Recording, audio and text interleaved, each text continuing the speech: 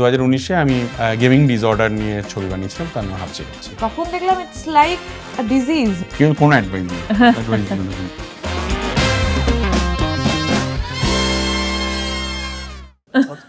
কি গো, কি হয়েছে? তোমরা এত হাসছো কেন? আরে আর বলো না, ইউবান যা করেছে না কালকে। কি করেছে? ওসব নিয়ে পরে বলবো। পরে বলো। হ্যাঁ, হাবজি গাবজি নিয়ে প্রথম আইডিয়াটা ঠিক কবে এসেছিল?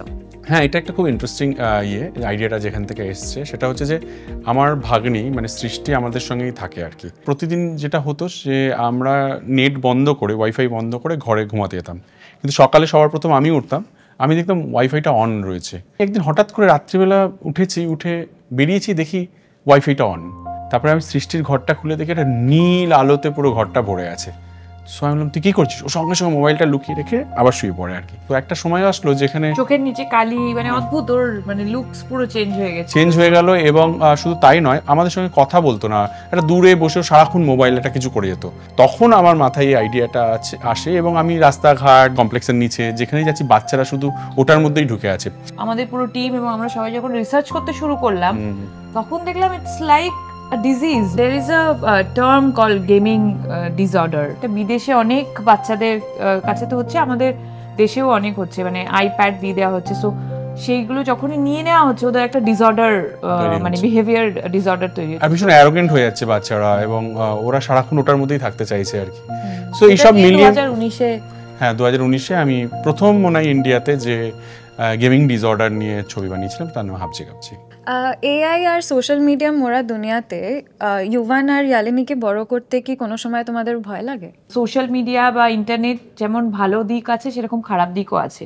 দুজনে আমরা চেষ্টা করি এখন, মানে ডে ওয়ান থেকে চেষ্টা করছি মোবাইলটা, মানে মোবাইল অ্যাডিকশন যাতে না হয়। বাট আমরা তৈরি আমি সবকিছুর জন্য। অবভিয়াসলি ভয় তো একটা আছে যে ওরা যে মানে যে সোসাইটিতে আগামী দিন বাস করবে, সেই সোসাইটিটা খুবই টেকনিক্যাল, ভীষণই আর্টিফিশিয়াল, এবং যেখানে কিন্তু ইমোশন বলে কিছু থাকবে না।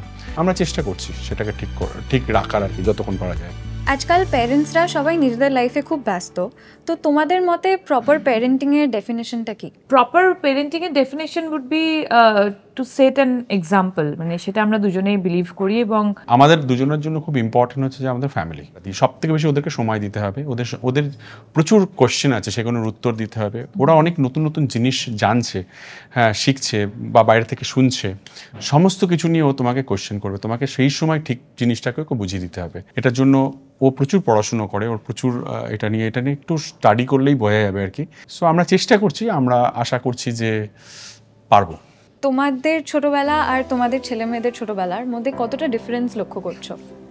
কমপ্লিটলি ডিফারেন্ট, মানে আর সেটাই খুব স্বাভাবিক। যুগের সাথে সাথে তাল মেলানোটাই উচিত, এবং ওই সফটওয়্যার আপগ্রেডের মতো এভরি টাইম আমরা নিজেরা, we human beings are upgrading our self. যে আমাদের ছোটবেলা তো আমাদের কাছে যেমন বিউটিফুল, অ্যামেজিং ছিল। আমরা একসাথে কাজিনসরা সবাই বড় হয়েছি, ঠাকুমা ঠাকুরদাদার কাছে বসে একসাথে সবাই গল্প শোনা, হ্যাঁ, গান, সন্ধে হলেই গান বাজনা, হারমোনিয়াম বাজিয়ে, তবলা বাজিয়ে গান বাজনা যেটাকে বলে সেটা করা। সব থেকে বেশি মাঠেই কাটতো আর কি, মানে ফুটবল, মেনলি ক্রিকেট তখন অতটা পপুলার ছিল না আর কি, বা অন্য ধরনের ডাঙ্গুলি, ঘুড়ি ওড়ানো, এই ধরনের অ্যাক্টিভিটিস অনেক বেশি হতো।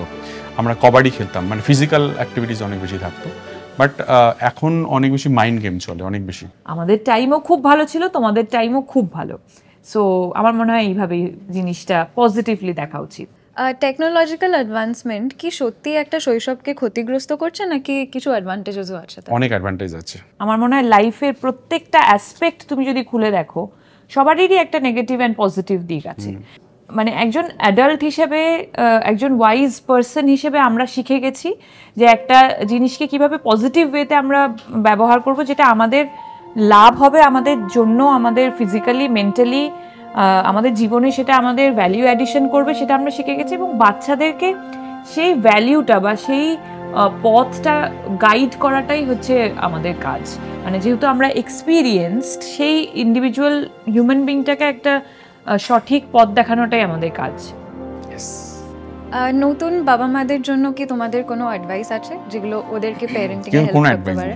অ্যাডভাইস দিও না কিন্তু। কোনো অ্যাডভাইস নেই, Just এক্সপিরিয়েন্স enjoy. করো, এক্সপিরিয়েন্স করো, Enjoy. এনজয় করো, পজিটিভলি ভাবো। এবং পৃথিবীর সব থেকে সুন্দর জিনিসটা তুমি পেয়েছো, তোমার একটি বাচ্চা হয়েছে বা দুটো বাচ্চা হয়েছে, সো তুমি লাকি এবং তাদেরকে সুন্দর করে বড় করো। যে অনেক কিছু নিয়ে বলে নিয়েছি, আমার মনে হয় যেটা সব থেকে বেশি ইম্পর্টেন্ট, যে কারণে হাবজি গাবজি বানিয়েছিলাম আর কি, আর এতদিন পর হাবজি গাবজি রিলিজ হচ্ছে, ধর্মযুদ্ধ সবার খুব ভালো লেগেছে, অলরেডি আমরা ফিডব্যাক পেয়েছি। সো হাবজি গাবজি সব ধরনের অডিয়েন্সের ভালো লাগবে, ছোট থেকে বড়। তো সবাই হইচই সাবস্ক্রাইব করুন এবং অবভিয়াসলি হাবজি গাবজি দেখুন।